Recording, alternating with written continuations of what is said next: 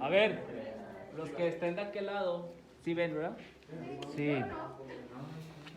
Miren, los que no alcancen a ver se pueden acercar para acá o acercarse para allá, ¿de acuerdo? Entonces, lo primero que tenemos que hacer aquí es reconocer qué cosa. Se les dije en el video que les subí la otra. ¿Qué es lo primero que tienen que reconocer en el espécimen? Las caras del corazón, ¿no?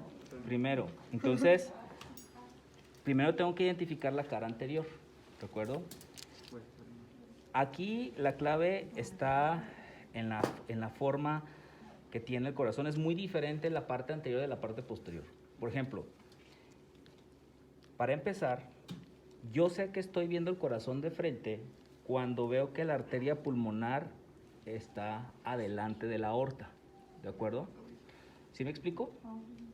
Sí, entonces, este vaso sanguíneo que está aquí, ¿sí? Corresponde al tronco pulmonar, ¿de acuerdo? Que luego se divide en ¿qué cosa? En arteria pulmonar derecha e izquierda, ¿verdad? Entonces, por detrás del tronco pulmonar, ¿qué está? La aorta, ¿verdad?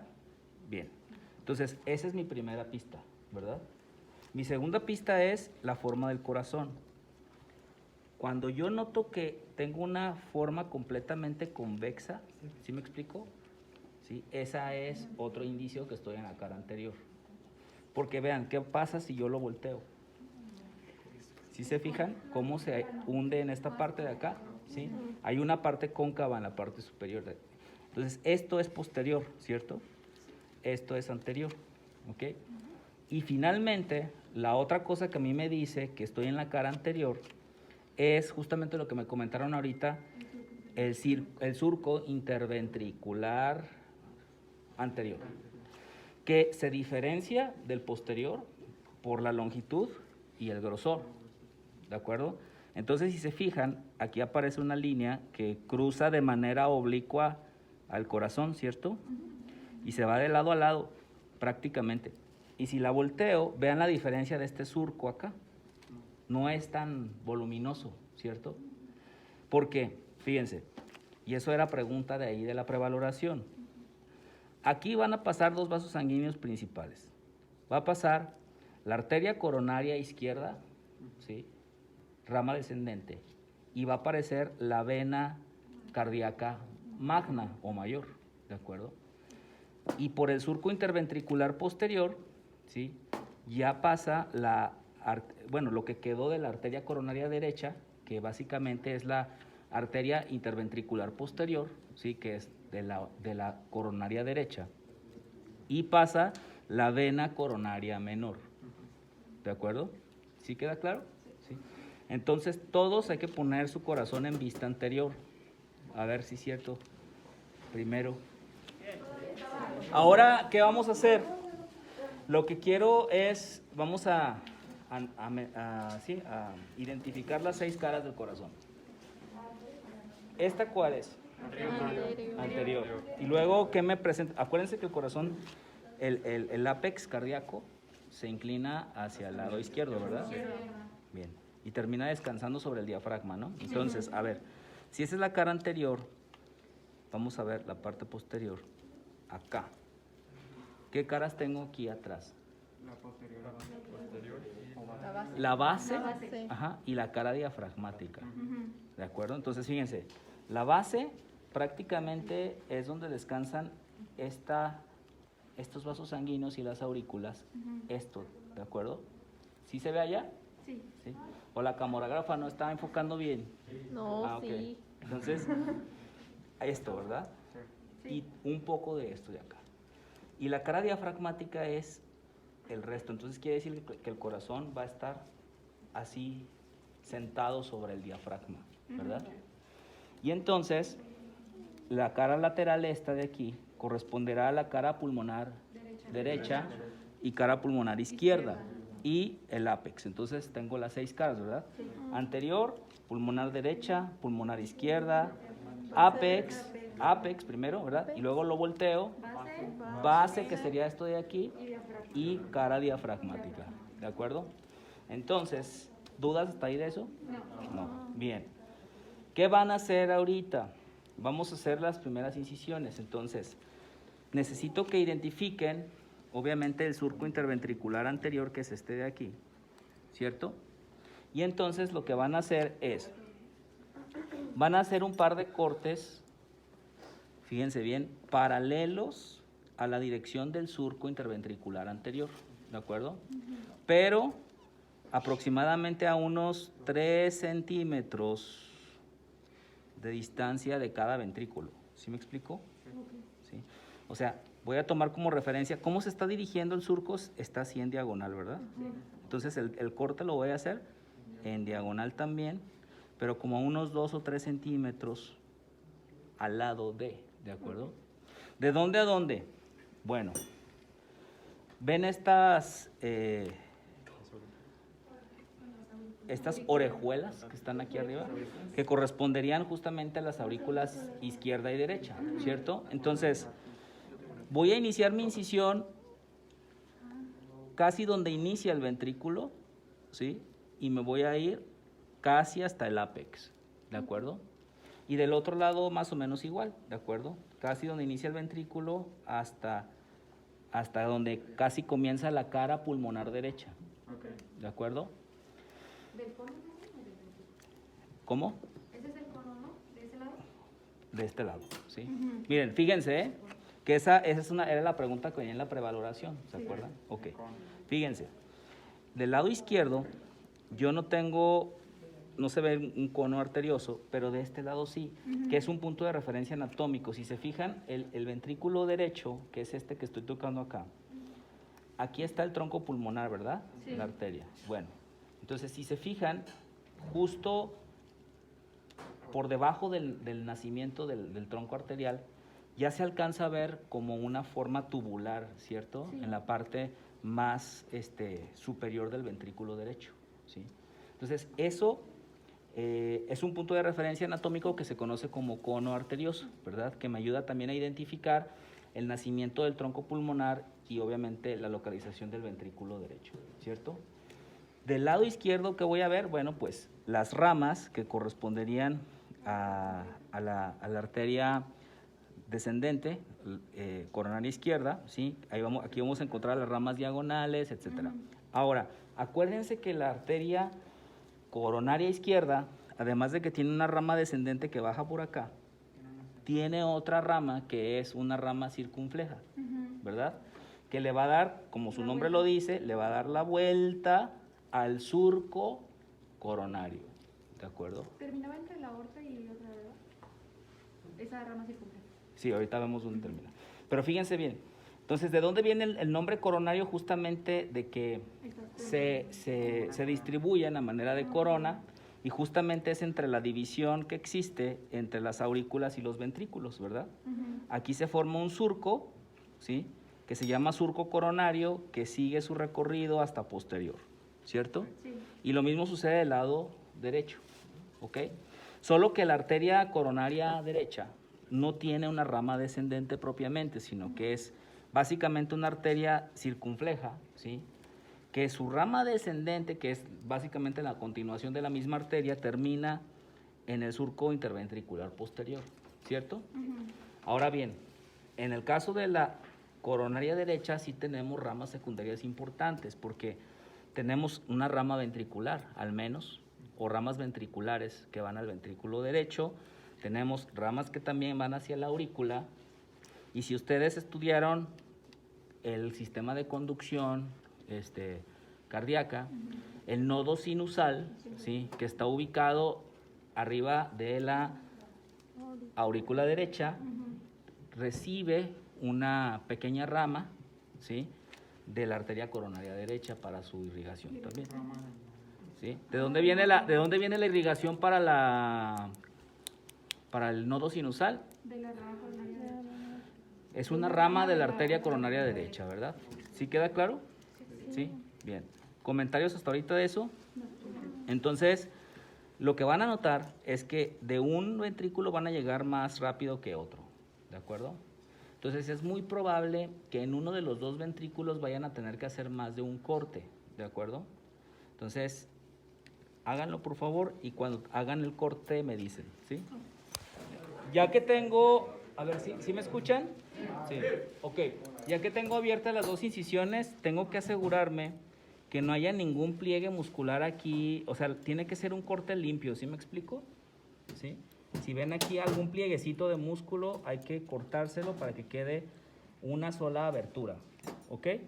Ahorita checan eso. Entonces, una vez que hago las incisiones, ¿qué es lo primero que noto? En comparación, de lado a lado. Ok, este es el ventrículo izquierdo, ¿cierto?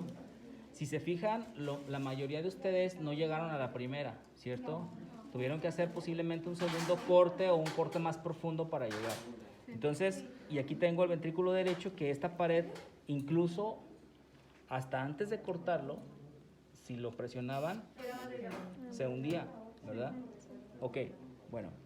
Entonces, ¿a qué se debe esto? Ya sabemos que tiene que ver con la circulación sistémica, ¿verdad?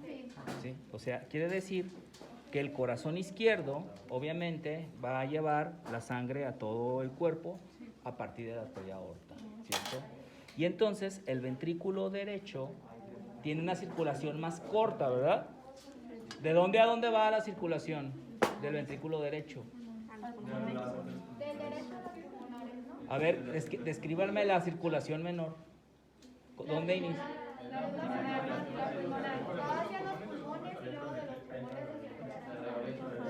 A ver, pero, a ver, el orificio, la cavidad de salida es el ventrículo derecho, ¿verdad? El ventrículo derecho se conecta con el tronco pulmonar primero, ¿verdad? Y luego con la arteria pulmonar derecha e izquierda respectivamente, ¿cierto? ¿Y qué pasa con la arteria pulmonar? Habíamos dicho en aparato respiratorio que la arteria pulmonar cuando ingresa ya a los pulmones, ¿verdad? Empieza a seguir el recorrido de los bronquios también, ¿cierto? Entonces se va bifurcando hasta el punto en que llega a ser microscópica, las ramas terminales, los capilares, y se genera el proceso de hematosis y de ahí va de regreso, ¿cierto? Entonces, ¿hacia dónde regresa esa circulación pulmonar? No, pero antes... hacia las venas pulmonares y a la aurícula izquierda, ¿cierto? ¿Sí? Y esa sangre ya está oxigenada, ¿verdad? Entonces, el corazón izquierdo lleva sangre rica en oxígeno y el derecho no, ¿ok? Bien, entonces, por lo tanto, si esta es la circulación sistémica, la del lado izquierdo, quiere decir que necesito una cantidad de presión muchísimo mayor que de la de acá. Por eso es más pequeña la cavidad, ¿no? Es más grande. No, o sea, la cavidad de donde puede estar la sangre, no de... Ok, justo ahorita vamos a hablar de eso porque si se fijan, el ventrículo izquierdo, el grosor, si lo midiéramos, ¿sí? A ver si están escuchando ya. ¿Sí? Si midiéramos el grosor del ventrículo izquierdo, nos vamos a dar cuenta que alcanza a ser de 4 a 5 veces más grueso que el derecho. ¿Por qué necesitamos fuerza en los dos ventrículos? Acuérdense que los vasos sanguíneos, ¿sí?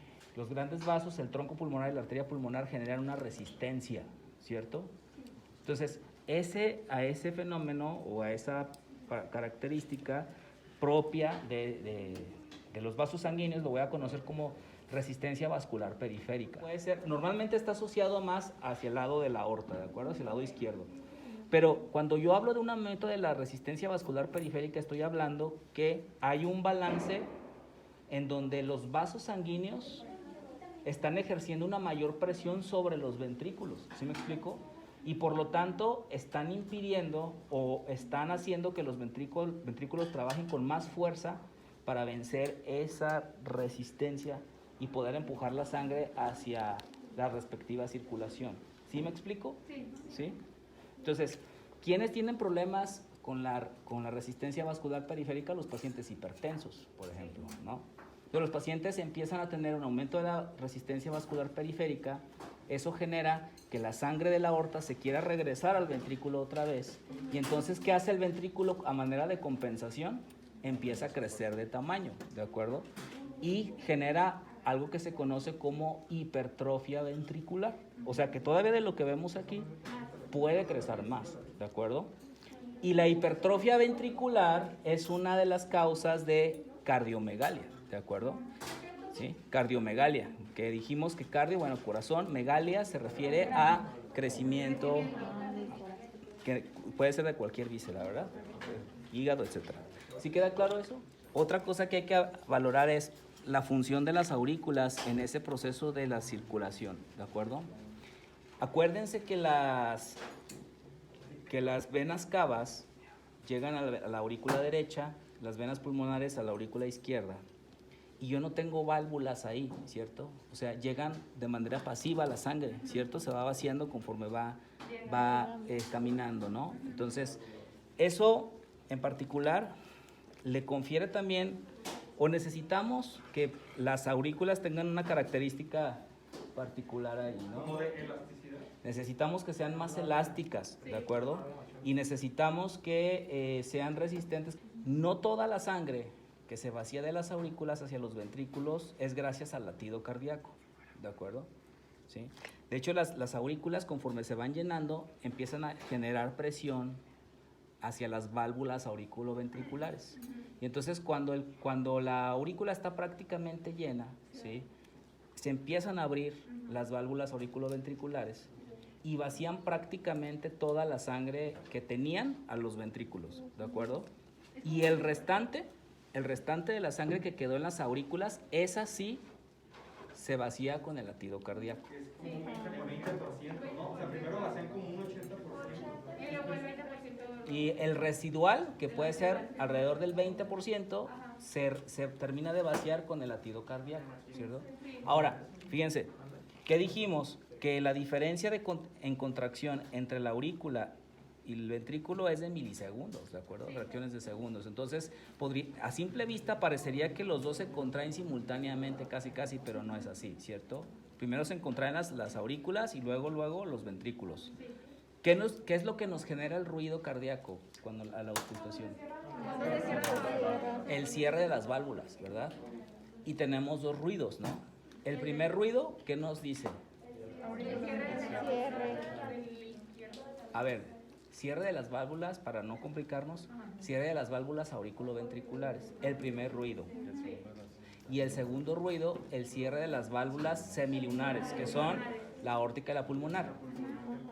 Que para el caso de las semilunares, la que predomina en fuerza del ruido, es la aórtica. ¿De acuerdo? Entonces, fíjense qué curioso, porque si yo empiezo a detectar, por ejemplo, problemas, o mejor dicho, alteraciones en la auscultación del segundo ruido cardíaco, ¿sí?, primero tendría que pensar en una alteración de la válvula aórtica y después de la pulmonar, ¿de acuerdo? ¿Sí queda claro? Bien. Entonces, ¿dudas hasta ahí de eso? Entonces, ya hicieron la apertura, ya separaron de manera independiente cada valva, ¿verdad? Luego dijimos, acá, los voy a hacer otra vez así rápido. Esta es la anterior. Esta es la anterior, ¿verdad? ¿Sí? La septal es esta. Y algo que le decía a su compañero, que la posterior está bien escondida hasta atrás. Entonces, la posterior tiene que estar aquí. ¿Ya vieron? ¿Sí? Ok. Entonces, toda esta superficie interna, ¿qué es? ¿Cómo se llama esta? Pared. Endocardio, ¿de acuerdo? ¿Cuál es el miocardio? El miocardio es lo que cortamos, ¿no? Esta capa muscular. Ahora, aquí no podemos ver de manera clara el pericardio porque se arrancó cuando se extirpó el corazón, y lo que pudiera haber quedado de pericardio visceral se adhirió a la pared del miocardio, ¿de acuerdo? Pero todas estas paredes internas, toda esta pared interna, tanto del ventrículo derecho como el ventrículo izquierdo, corresponden al endocardio, ¿de acuerdo? Y si se fijan, la superficie del endocardio no es lisa, sino que tiene una especie como de poros o pequeños orificios, tanto del lado derecho como del izquierdo, ¿cierto? Sí. Estas se llaman trabéculas, ¿de acuerdo? Y corresponden a una evidencia, ¿sí?, del desarrollo embrionario del corazón. Acuérdense que el corazón poco a poco se va diferenciando en cavidades, ¿sí? Primero es un asa, ¿sí? Ventricular, y luego después se empiezan a formar las cavidades a partir de puntos muy específicos, ¿no? Se genera primero una tipo gelatina que se va endureciendo, y posteriormente los vestigios de eso son esta superficie porosa, ¿de acuerdo? Ok. Lo mismo pasa del lado derecho, y si yo volteo a las aurículas y las veo a través, por ejemplo, si voy a hacer eso, voy a pasar a las aurículas, la aurícula derecha a través del orificio auriculoventricular, y ya ven los pliegues que tiene. Sí. ¿Sí? Aquí podemos notar cómo estos pliegues evidencian más esa superficie irregular del endocardio, ¿cierto? Sí. ¿Sí? Muy bien. ¿Esos ya son trabéculas próximos? Sí, son pliegues musculares y trabéculas, ¿sí? Sigue siendo endocardio esto, ¿de acuerdo? Bien, ¿dudas hasta ahí de eso? No. Muy bien. Entonces, ahora lo que vamos a hacer es a diferenciar los grandes vasos, ¿de acuerdo? Quiero que identifiquen el tronco pulmonar, la arteria aorta, las venas cava superior e inferior, y si es posible que les alcance el corazón, que me identifiquen a las venas pulmonares que puedan. ¿Sí? Identifiquen vasos grandes, tronco pulmonar, aorta, venas cavas y